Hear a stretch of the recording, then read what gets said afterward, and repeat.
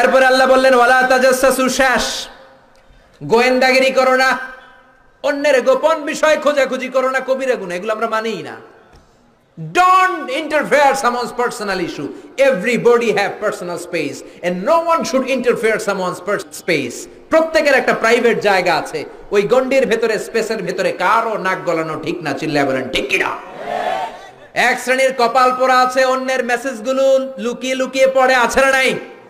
কারো মোবাইলের মেসেজ পড়বেন না, কারো মোবাইলের গ্যালারির ভেতরে ঢুকে তার ব্যক্তিগত ছবি দেখবেন না, উকি ঝুঁকি দিবেন না, ফ্যামিলি ম্যাটার নিয়ে খোঁচাবেন না, ব্যক্তিগত বিষয়গুলো জানতে চাবেন, এগুলো বড় ধরনের কবিরা গুনাহ।